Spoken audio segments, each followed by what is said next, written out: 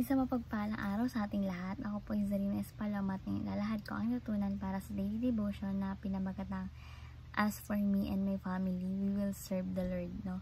Panibagong series na My Whole Family for Christ. So, ngayon is panibagong series po yung ginawa ni Pastor Russell. And ito po yung tatalakayin natin ngayon.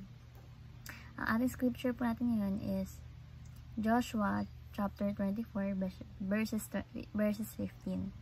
And sinasabi po dito na, but if serving the Lord seems undesirable to you, then choose for yourselves this day whom you will serve, whether the gods your ancestors served beyond the Euphrates or the gods of the Amorites in whose land you are living. But as for me and my household, we will serve the Lord.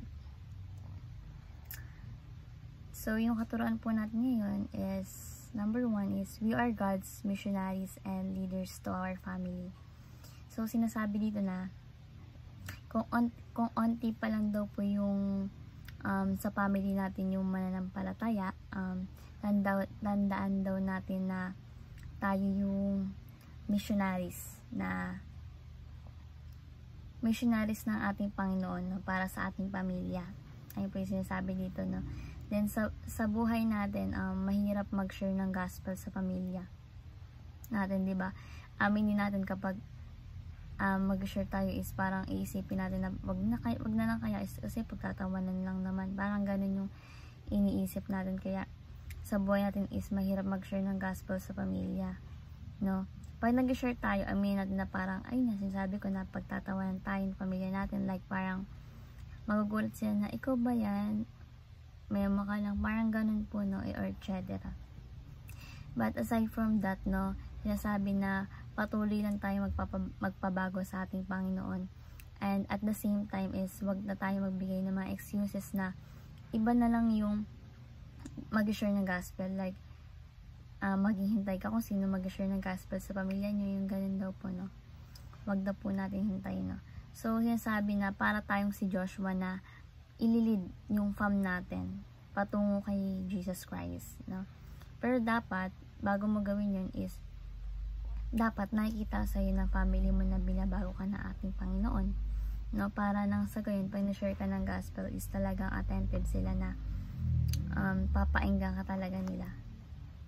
Next is, serving the Lord together as a family is our top priority. Sinasabi po dito na yung top priority natin is paglingkuran ng ating Panginoon na sama-sama kasama ang pamilya, no? Yung paglilingkod sa ating Panginoon hindi lang tuwing Sunday, no?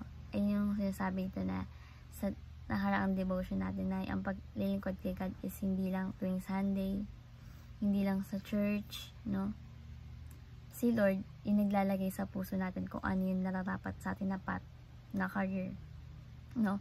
At mapaglilingkuran natin sa ating Panginoon sa iba't ibang kaparaanan, no?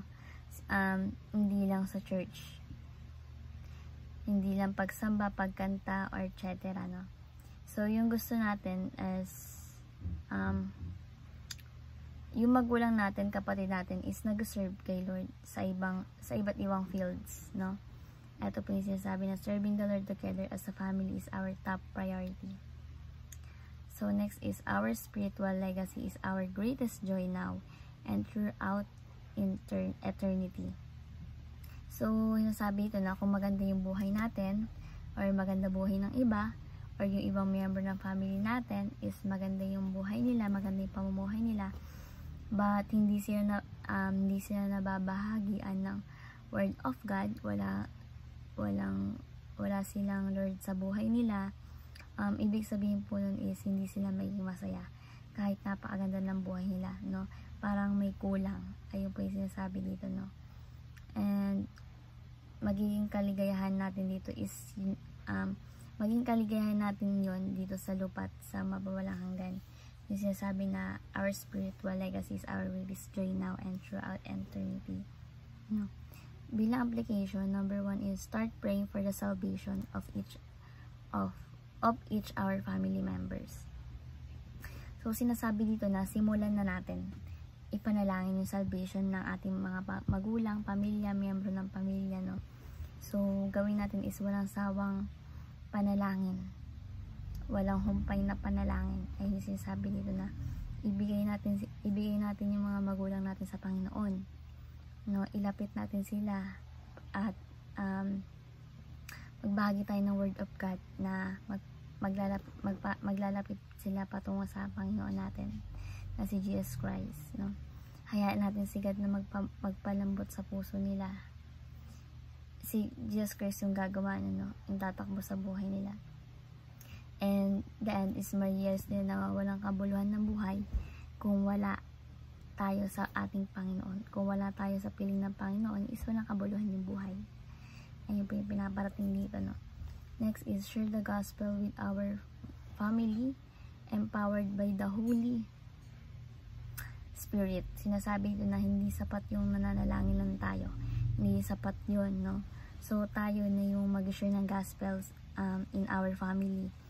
And wag na tayo mag-isip or mag-excuse, mag-reason na iba na lang yung magbahagi ng gospel sa pamilya natin, no.